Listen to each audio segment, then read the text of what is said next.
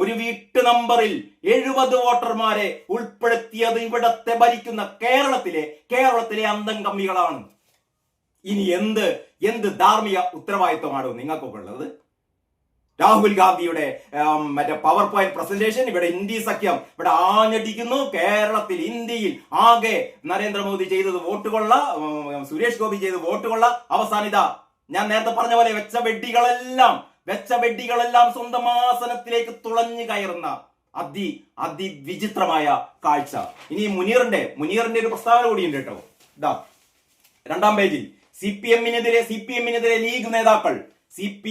League നേതാക്കൾ തദ്ദേശ തെരഞ്ഞെടുപ്പ് അട്ടിമറിക്കാൻ ശ്രമം.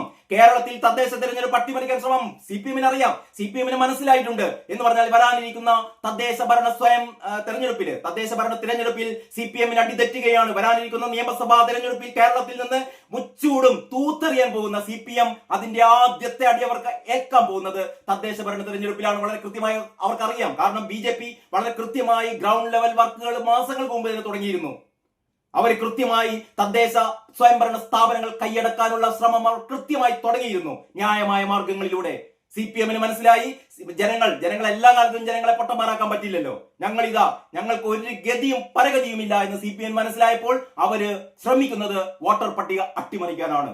രാഹുൽ ഗാന്ധി ശ്രദ്ധിക്കേണ്ടത് നിങ്ങളുടെ ഇന്ത്യ സഖ്യത്തിന്റെ ഭാഗമായ സിപിഎമ്മും നിങ്ങളുടെ പാർട്ടി ചെയ്യുന്ന പോലെ, നിങ്ങളുടെ മുത്തശ്ശി ചെയ്ത പോലെ, നിങ്ങളുടെ അമ്മ ചെയ്തതുപോലെ, നിങ്ങളുടെ പാർട്ടിക്കാർ ചെയ്തതുപോലെ, റായ്ബറേലിയിൽ ചെയ്ത പോലെ, നിങ്ങളുടെ സഹോദരി മത്സരിച്ച വയനാട്ടിൽ ചെയ്തതുപോലെ വോട്ടർ പട്ടിക അട്ടിമറിക്കുകയാണ് നിങ്ങളുടെ കൂടെയുള്ള ഈ അന്തം കമ്മികളും എന്നാണ് രാഹുൽ ഗാന്ധി മനസ്സിലാക്കേണ്ടത്.